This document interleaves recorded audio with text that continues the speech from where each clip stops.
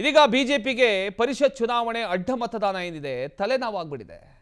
ನಾನು ಅಡ್ಡ ಮತದಾನ ಮಾಡಿಲ್ಲ, ಇದು ನನ್ನ ವಿರುದ್ಧದ ಷಡ್ಯಂತ್ರ.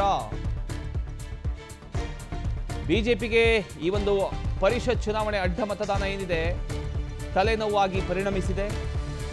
ಈ ಒಂದು ವಿಚಾರಕ್ಕೆ ಸಂಬಂಧಪಟ್ಟ ಹಾಗೆ ನಾನು ಅಡ್ಡದ ಮತದಾನ ಮಾಡಿಲ್ಲ, ಇದು ನನ್ನ ವಿರುದ್ಧದ ಷಡ್ಯಂತ್ರ. ಪಿಎನ್ಎಸ್ ವಿಸ್ತಾರ ಜೊತೆ ಬೇಲೂರು ಶಾಸಕ ಎಚ್.ಕೆ. ಸುರೇಶ್ ಸ್ಪಷ್ಟನೆಯನ್ನು ಕೊಟ್ಟಿದ್ದಾರೆ. ಬಿಜೆಪಿ ಪಕ್ಷ ನನ್ನ ತಾಯಿಗೆ ನಾನು ದ್ರೋಹ ಮಾಡೋದಿಲ್ಲ, ಅಡ್ಡ ಮತದಾನ ಮಾಡಿದವರಿಗೆ ಗಲ್ಲು ಶಿಕ್ಷೆ ಆಗಲಿ ಅಂತ ಶಾಸಕರು ಹೇಳಿದ್ದಾರೆ. ನನಗೆ ಅಡ್ಡ ಮತದಾನ ಮಾಡೋ ಯಾವ ಅವಶ್ಯಕತೆಯೂ ಇಲ್ಲ, ಸತ್ಯ ಶೋಧನಾ ಸಮಿತಿ ತನಿಖೆಗೆ ಸಹಕಾರ ನಾನು ನೀಡ್ತೇನೆ ಅಂತ ಕೂಡ ಇದೇ ವೇಳೆ ಎಚ್.ಕೆ. ಸುರೇಶ್ ಅವರು ಹೇಳಿದ್ದಾರೆ. ಈಗ ಶಾಸಕರಾದಂಥ ಎಚ್.ಕೆ. ಸುರೇಶ್ ಅವ್ರ ಜೊತೆ ನಮ್ಮ ಧ್ರುವ ಅವರು, ನಮ್ಮ ಪ್ರತಿನಿಧಿ ಚಿಟ್ ಚಾಟ್ ಮಾಡಿದ್ದಾರೆ, ನೋಡ್ಕೊಂಬನ್ನಿ. ಪರಿಷತ್ ಚುನಾವಣೆಯಲ್ಲಿ ಆದ ಅಡ್ಡ ಮತದಾನ ಈಗ ನಾನಾ ಚರ್ಚೆಗೆ ಕಾರಣವಾಗಿದೆ. ಬಿಜೆಪಿಯಿಂದ ಅಡ್ಡ ಮತದಾನ ಮಾಡಿದವರ ಹೆಸರು ಒಂದಿಷ್ಟು ಚರ್ಚೆ ಆಗ್ತಾ ಇದೆ. ಇದರಲ್ಲಿ ಬೇಲೂರಿನ ಶಾಸಕರಾಗಿರುವಂತಹ ಎಚ್.ಕೆ. ಸುರೇಶ್ ಅವರ ಹೆಸರು ಕೂಡ ಚರ್ಚೆ ಆಗ್ತಾ ಇದೆ. ಹಾಗಾದ್ರೆ ಸುರೇಶ್ ಅವರ ಹೆಸರು ಇಲ್ಲಿ ಯಾಕೆ ಬಂತು? ಈ ಬಗ್ಗೆ ಸ್ವತಃ ಬೇಲೂರಿನ ಶಾಸಕರಾದಂತಹ ಎಚ್.ಕೆ. ಸುರೇಶ್ ಅವರೇ ನಮ್ಮ ಜೊತೆ ಇದ್ದಾರೆ. ಅವರ ಬಳಿಯೇ ಈ ಬಗ್ಗೆ ಸ್ಪಷ್ಟನೆ ಪಡ್ಕೊಳ್ಳುವಂತ ಕೆಲಸವನ್ನ ಮಾಡ್ತಾ ಹೋಗೋಣ. ಸರ್, ಈಗ ಅಡ್ಡ ಮತದಾನ ಮಾಡಿದವರಲ್ಲಿ ನಿಮ್ಮ ಹೆಸರು ಈಗ ಕೇಳಿ ಬರ್ತಾ ಇದೆ ಸರ್. ಈ ಬಗ್ಗೆ ಏನು ಸ್ಪಷ್ಟನೆ ನೀಡ್ತೀರಾ, ಪ್ರತಿಕ್ರಿಯೆ ನೀಡ್ತೀರಾ ಅಂತ? ನಿನ್ನೆ 18ನೇ ತಾರೀಕು ವಿಧಾನ ಪರಿಷತ್ತಿನ ಚುನಾವಣೆ ನಡೆದಂಥ ಸಂದರ್ಭದಲ್ಲಿ ಮತ ಎಣಿಕೆ ಮುಗಿದ ನಂತರ ದೃಶ್ಯ ಮಾಧ್ಯಮಗಳಲ್ಲಿ ನಾನು ನೋಡಿದೆ, ನನ್ನ ಕ್ಷೇತ್ರದ ಜನತೆ ನೋಡಿ ನನಗೆ ಕರೆಯನ್ನು ಮಾಡಿದರು. ನನಗೆ ಒಂದು ಕ್ಷಣ ಆಶ್ಚರ್ಯಕರವಾದಂಥ ಘಟನೆ ಇದು ಅಂತಕ್ಕಂಥದ್ದನ್ನು ಇದು ಮಾಡಿದೆ. ಬಹುಶಃ ನಾನು ಒಬ್ಬ ಭಾರತೀಯ ಜನತಾ ಪಕ್ಷದ ಶಿಸ್ತಿನ ಸಿಪಾಯಿ, ಹಿಂದುತ್ವವೇ ನಮ್ಮ ದೈವ ಅಂತಕ್ಕಂಥವನು, ಸಂಘ ಪರಿವಾರವನ್ನು ದಿಂದ ಬಂದಂಥವನು. ಯಾವುದೇ ಕಾರಣಕ್ಕೂ ನಾನು ಅಡ್ಡ ಮತದಾನ ಮಾಡ್ತಕ್ಕಂಥ ದುಸ್ಥಿತಿನಲ್ಲಿ ನಾನಿಲ್ಲ. ಪಕ್ಷನೂ ಒಂದೇ, ತಾಯಿನೂ ಒಂದೇ. ಇತ್ತೀಚೆಗೆ ನನ್ನ ತಾಯಿ ಕಳ್ಕೊಂಡಿದ್ದೀನಿ. ತಾಯಿನ ಪಕ್ಷದ ರೂಪದಲ್ಲಿ ನಾವು ನೋಡ್ತಾ ಇದ್ದೀವಿ. ಬಹುಶಃ ಇದರ ಹಿಂದೆ ಯಾವ ಒಂದು ದೊಡ್ಡ ಷಡ್ಯಂತ್ರ ಇದೆ ಅಂತಕ್ಕಂಥದ್ದನ್ನು ನಾನು ಭಾವನೆ ಮಾಡ್ಕೊಂಡೆ.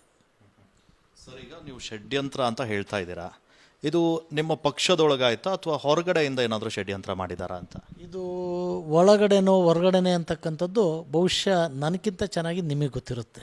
ಇದ್ರ ಬಗ್ಗೆ ಮಾಹಿತಿ ನನಗಿಂತ ಮುಂಚೆ ನಿಮಗೆ ಗೊತ್ತಿರುತ್ತೆ. ಹಾಗಾಗಿ ಆ ಮಾಹಿತಿನ ತಾವೇ ಕೊಡಬೇಕು ಅಂತ ವಿನಂತಿ ಮಾಡ್ತೀನಿ. ಸರ್, ಈಗ ಸತ್ಯ ಶೋಧನಾ ಸಮಿತಿ ಅಂತ ಮಾಡಿದ್ದಾರೆ. ಅದರಲ್ಲಿ 3 ಜನ ನಾಯಕರಿದ್ದಾರೆ.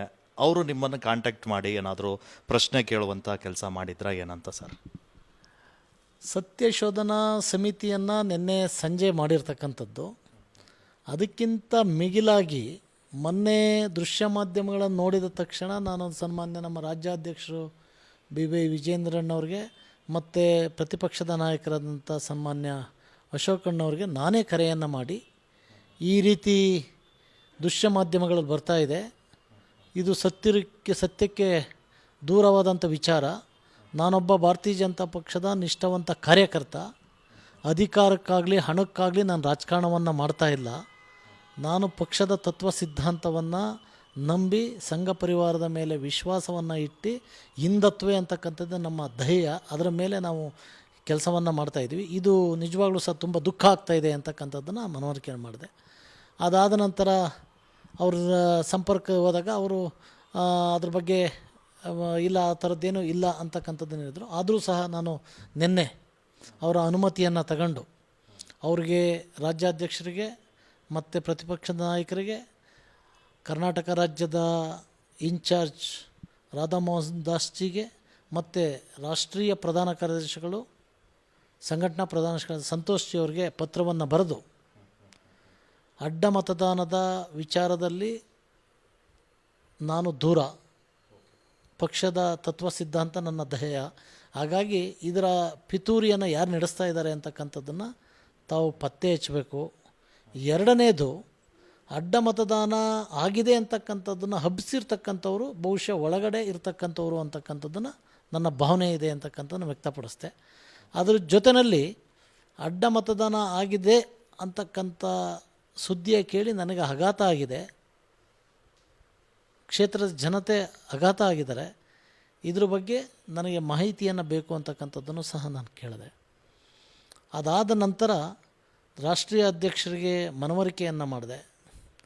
ಯಾರು ಪಕ್ಷ ವಿರೋಧವಾಗಿ ಅಡ್ಡ ಮತದಾನವನ್ನು ಮಾಡಿದರೆ 7 ಜನ 8 ಜನ ಅಂತಕ್ಕಂಥದ್ದು ಏನು ಬರ್ತಾ ಇದೆ, ಅದನ್ನು ಬಹುಶಃ ಸತ್ಯಾಸತ್ಯತೆ ಗೊತ್ತಾಗಬೇಕು ಅಂದರೆ ಏನು ನಮ್ಮ ಇದನ್ನು ಕಮಿಟಿಯನ್ನು ಮಾಡಿದ್ದಾರೆ ಈಗಾಗಲೇ, ಸತ್ಯಶೋಧನಾ ಕಮಿಟಿಯನ್ನು. ಆ ಕಮಿಟಿಯನ್ನು ಮಾಡಿ ಅಂತಕ್ಕಂಥದ್ದನ್ನು ನಾನು ಮಾಡೋಕ್ಕಿಂತ ಮುಂಚೆ ಮನವರಿಕೆಯನ್ನು ಮಾಡಿ ಸತ್ಯಾಸತ್ಯತೆಯನ್ನು ತಗೋಬೇಕು. ಪಕ್ಷದ ನಿಷ್ಠಾವಂತ ಕಾರ್ಯಕ್ರಮ ಮೇಲೆ ಇದನ್ನೆಲ್ಲ ವಹಿಸಬಾರ್ದು ಅಂತಕ್ಕಂಥದ್ದನ್ನು ನಾನು ಹೇಳಿದೆ. ಕಮಿಟಿಯನ್ನು ಮಾಡಿದ್ದಾರೆ. ಸನ್ಮಾನ್ಯ ಸಿ ಟಿ ರವಿ ಅವ್ರನ್ನ, ಮಹೇಶ್ ಅವ್ರನ್ನ ಮತ್ತು ಮಹೇಶ್ ತೆಂಗಿನಕಾಯಿ ಅವ್ರನ್ನ ಮಾಡಿದ್ದಾರೆ. ನನಗೆ ವಿಶ್ವಾಸ ಇದೆ ಅವರು ಆಂತರಿಕವಾಗಿ ಏನೇನು ಯಾವುದೇ ಸಂದರ್ಭದಲ್ಲಿ ಕರೆದರೂ ನಾವು ಹೋಗಿ ಅದಕ್ಕೆ ಉತ್ತರವನ್ನು ಕೊಡ್ತಕ್ಕಂಥದ್ದನ್ನು ಮಾಡ್ತೀವಿ.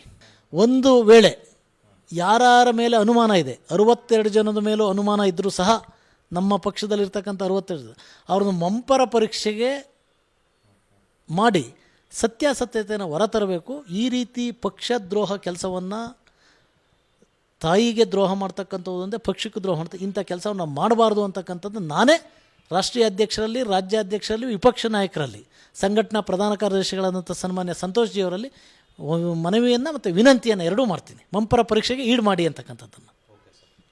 Okay, thank you. ಇದಿಷ್ಟು ಶಾಸಕರಾದ ಎಚ್ ಕೆ ಸುರೇಶ್ ಅವರ ಮಾತು. ಕ್ಯಾಮ್ರಾ ಪರ್ಸನ್ ನವೀನ್ ಜೊತೆ ಧ್ರುವರಾಜ್, PNS ವಿಸ್ತಾರ ನ್ಯೂಸ್, ಬೆಂಗಳೂರು.